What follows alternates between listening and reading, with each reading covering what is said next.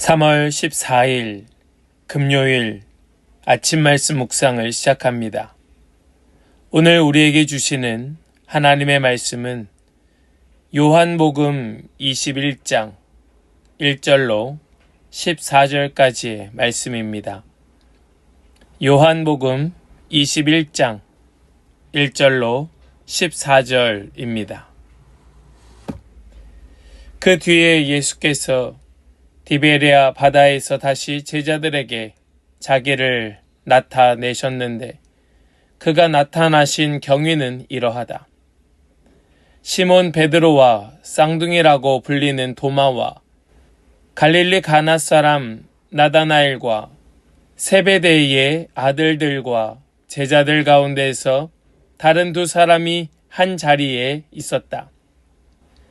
시몬 베드로가 그들에게 말하기를 나는 고기를 잡으러 가겠소 하니 그들이 우리도 함께 가겠소 하고 말하였다. 그들은 나가서 배를 탔다. 그러나 그날 밤에는 고기를 한 마리도 잡지 못하였다. 이미 동틀 무렵이 되었다. 그때에 예수께서 바닷가에 들어서셨으나 제자들은 그가 예수이신 줄을 알지 못하였다. 그때에 예수께서 제자들에게 물으셨다. 얘들아, 무얼 좀 잡았느냐? 그들이 대답하였다. 못 잡았습니다. 예수께서 그들에게 말씀하셨다. 그물을 배 오른쪽에 던져라. 그리하면 잡을 것이다. 제자들이 그물을 던지니 고기가 너무 많이 걸려서 그물을 끌어올릴 수가 없었다. 예수가 사랑하시는 제자가 베드로에게 저분은 주님이시다 하고 말하였다. 시몬 베드로는 주님이시라는 말을 듣고서 벗었던 몸에다가 겉옷을 두르고 바다에 뛰어내렸다. 그러나 나머지 제자들은 작은 배를 탄 채로 고기가 든 그물을 끌면서 해안으로 나왔다.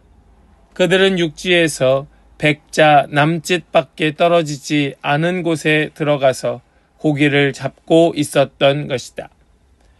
그들이 땅에 올라와서 보니 숯불을 피워 놓았는데 그 위에 생선이 놓여 있고 빵도 있었다. 예수께서 제자들에게 말씀하셨다. 너희가 지금 잡은 생선을 조금 가져오너라. 시몬 베드로가 배에 올라가서 그물을 땅으로 끌어내렸다. 그물 안에는 큰 고기가 153마리나 들어있었다. 고기가 그렇게 많았으나 그물이 찢어지지 않았다. 예수께서 그들에게 말씀하셨다. 와서 아침을 먹어라. 제자들 가운데서 아무도 감히 선생님은 누구십니까? 하고 묻는 사람이 없었다. 그가 주님이신 것을 알았기 때문이다. 예수께서 가까이 오셔서 빵을 집어서 그들에게 주시고 이와 같이 생선도 주셨다. 예수께서 죽은 사람들 가운데서 살아나신 뒤에 제자들에게 자기를 나타내신 것은 이번이 세 번째였다. 아멘. 살아계신 하나님의 말씀입니다. 아멘. 할렐루야. 오늘도 우리에게 말씀 주시는 주님을 찬양합니다. 우리에게 주시는 말씀 붙들고 오늘도 큰 은혜로 살아가는 저와 여러분 되시기를 간절히 소망합니다. 우리는 교회 공동체라는 말을 우리가 자주 사용합니다. 공동체, 함께하는 한 몸과 같다라는 의미겠지요. 또한 우리는 이 공동체를 부르며 가족 혹은 식구라는 말을 사용합니다. 우리 잘 아는 바와 같이 식구라고 하는 것은 함께 음식을 나누는 관계를 말하죠. 함께 식사하는 식탁 공동체. 우리가 식구일 수 있는 것은 함께 먹고 함께 마시기 때문입니다. 함께 음식을 먹으면서 우리는 서로를 위로하고 격려하고 힘을 북돋아주고 함께 마음을 나눈다는 특별한 의미가 우리 가운데 있지요. 오늘 말씀을 보니까 예수님께서 그 제자들과 함께 식사를 하십니다.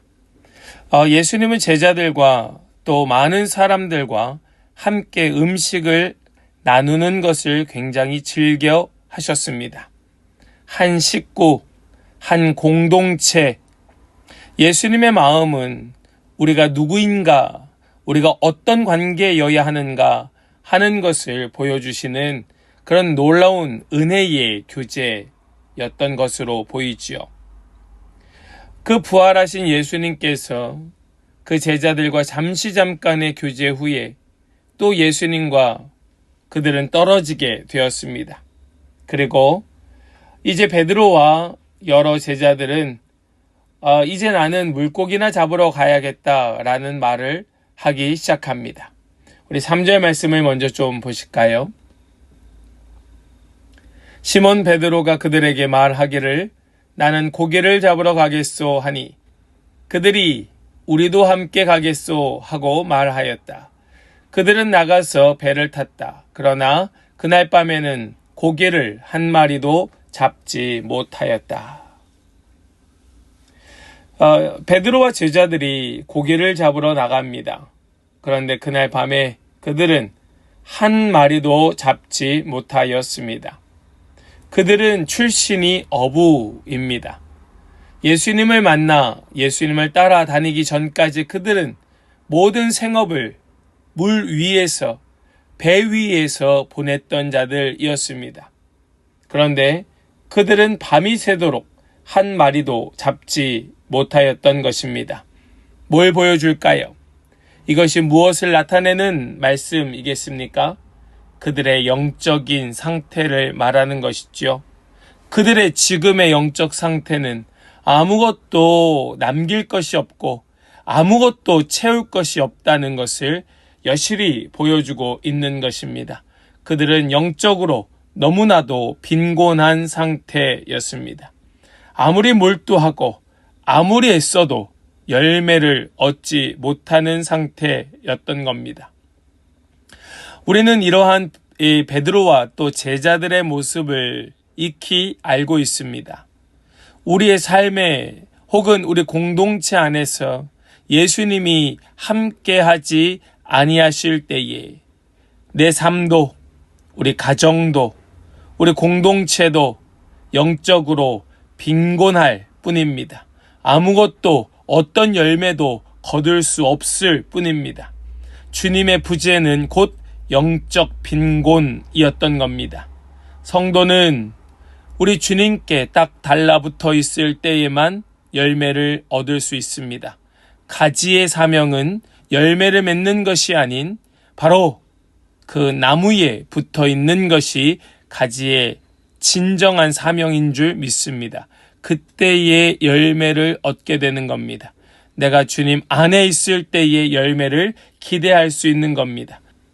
주님의 부재는 곧 영적 빈곤이라는 말씀을 기억하시기를 바랍니다.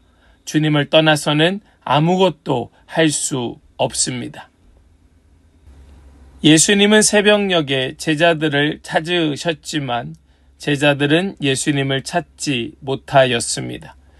예수님은 제자들을 단번에 알아보셨지만 제자들은 예수님을 알아보지 못하였습니다. 베드로에게 그물을 배 오른편으로 던지라 말씀하시는 주님의 음성을 들었지만 그들은 예수님인 줄 알아보지 못하였습니다. 우리 4절로 6절까지의 말씀을 함께 보길 원합니다. 이미 동틀 무렵이 되었다.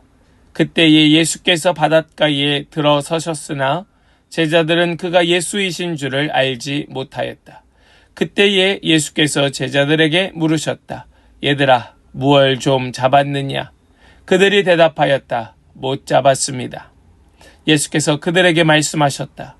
그물을 배 오른쪽에 던져라. 그리하면 잡을 것이다.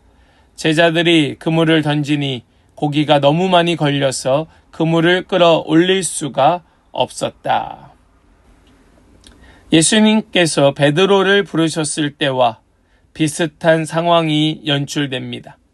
처음 예수님께서 베드로를 만나셨을 때에도 예수님께서는 이 베드로에게 물고기에 대한 말씀을 건네시며 이제 너는 사람 낚는 어부가 되라는 말씀을 하셨었습니다. 지금 베드로는 예수님의 이 음성을 들으면서 그때의 그 처음 주님을 만났을 때를 떠올렸을 것이에요. 우리 주님께서 이미 사명을 잃어버리고 비전을 잃어버리고 여러 이유와 핑계를 대며 이제는 나는 끝났다고, 이제는 나에겐 소망 없다고 하는 우리들을 찾아오셔서 하시는 첫 마디, 그 말씀은 다시 사명을 회복시키시는 말씀일 것입니다. 처음 주님을 만났을 그때 그 첫사랑을 회복해 하시는 것이 주님의 말씀일 것이 분명합니다.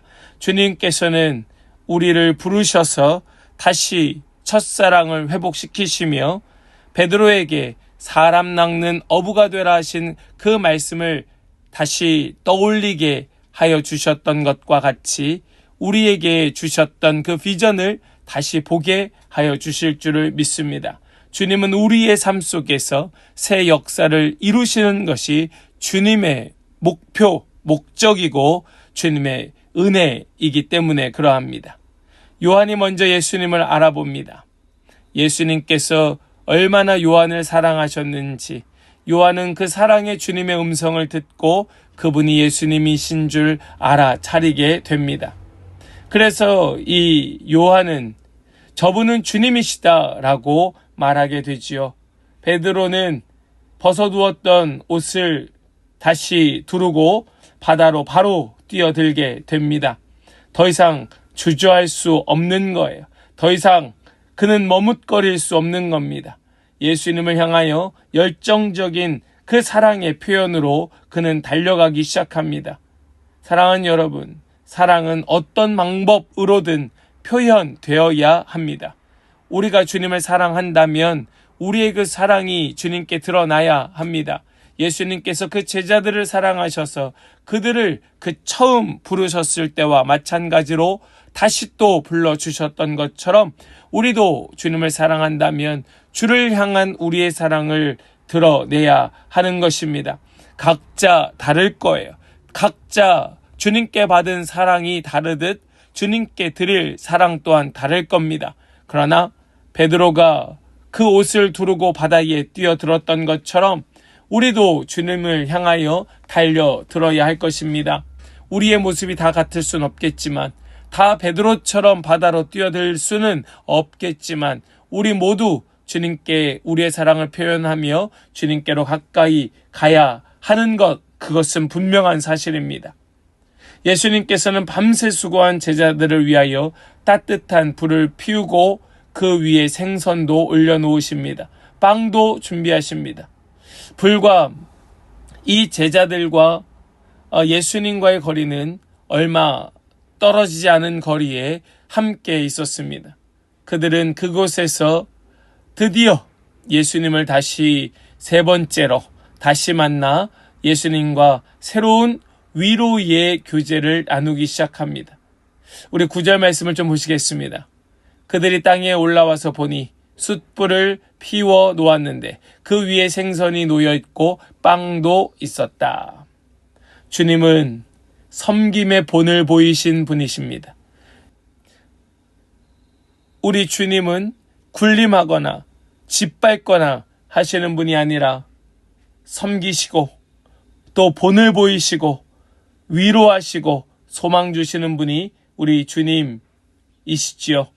주님의 이 섬김은 영과 육으로 지쳐 있었던 제자들에게 큰 위로와 회복을 주었음에 틀림없습니다.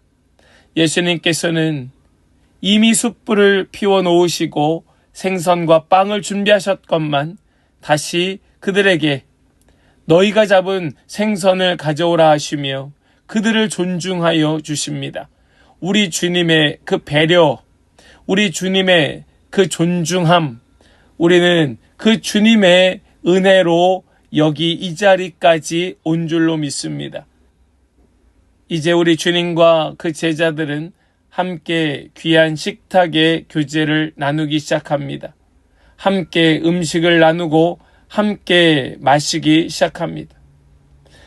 우리 12절과 13절의 말씀을 함께 보겠습니다. 예수께서 그들에게 말씀하셨다. 와서 아침을 먹어라. 제자들 가운데서 아무도 감히 선생님은 누구십니까 하고 묻는 사람이 없었다. 그가 주님이신 것을 알았기 때문이다. 예수께서 가까이 오셔서 빵을 집어서 그들에게 주시고 이와 같이 생선도 주셨다. 부활하신 예수님의 모습이 어쩌면 이전과 다르게 보였을지 몰라도 제자들 그 누구도 예수님을 바라보며 예수님이 아니라고 부정하는 사람은 없었습니다. 예수님이신 줄 확신하였기 때문입니다. 믿음의 확신은 더하여 갔고 교제가 깊어질수록 풍성함도 넘치게 되었던 것입니다. 사랑하는 여러분, 우리는 오늘도 주님과 함께 둘러앉은 자들입니다. 주님과 함께 식탁의 교제를 나누는 우리는 주님의 식구 한 공동체입니다. 주님께서 베푸시는 그 은혜의 영적 양식, 그 말씀을 함께 나누며 우리는 위로받고 다시 소망을 바라보게 됩니다. 다시 회복하여 일어나고 우리 주님의 그 섬김, 우리 주님의 그 나눠주심으로 우리는 새롭게 되는 것이지요. 우리 주님과 더 깊이 교제할 수 있기를 소망합니다. 우리 주님과의 교제를 통하여 힘을 얻으시기를 간절히 축복합니다. 그리고 주님의 사랑을 본받기를 소망합니다. 우리 주님의 사랑을, 우리 섬김을 본받아서 우리 영적 공동체 안에 함께 세워져가는 그런 우리 한 사람 한 사람 되길 축복합니다. 우리 주님과 함께하는 시간, 우리 주님과 함께 교제하는 이 나눔 가운데에 우리는 진정한 회복을 경험하게 될 줄을 믿습니다. 다른 데서 힘을 얻으려 하지 마시고 우리 주님의 그 사랑의 섬김 속에 힘을 얻고 주님과의 교제 속에 능력을 얻어서 우리 나 자신만 행복하게 사는 것 이제는 더 이상 아니라 우리 공동체가 세워지는, 우리가 함께 세워져가는 놀라운 은혜의 식구, 은혜의 공동체가 될 수 있기를 주님의 이름으로 간절히 축복합니다. 아멘. 기도합니다. 하나님 감사합니다. 오늘 이 말씀을 통하여서 우리 주님의 그 사랑과 섬김이 얼마나 아름답고 위대한지 다시 눈을 들어보게 하여 주시니 감사합니다. 우리 주님과의 더 깊은 영적 교제로 힘을 얻고 능력 얻어서 우리도 이 공동체를 사랑으로 또 섬겨 나아가면서 다시 회복시키는, 우리 함께 저 주님께로 함께 나아가는 그런 은혜의 공동체가 되게 하여 주시옵소서. 주여, 우리는 여전히 주님을 보면서도 알아보지 못하는 연약함이 있습니다. 주님을 알아보면서도 선뜻 달려가지 못하는 주저함이 있습니다. 주님, 우리를 제각각에 맞도록 불러주셔서 우리 각자에 맞는 그런 회복으로 다시 일으켜 세우시는 그런 사랑의 주님이신 줄로 믿사오니 우리 공동체 누구도, 우리 식구들 누구도 예외 없이 소외되는 자 없이 함께 손에 손을 잡게 하여 주시고 함께 성장해 가게 하여 주시옵소서. 주님께 의탁드리오니 주님 꽉 붙들어 주시고 주님의 충만한 은혜와 사랑으로 오늘도 동행하여 주시옵소서. 믿고 감사드리며 우리 주 예수 그리스도의 거룩하신 이름으로 기도하옵나이다. 아멘.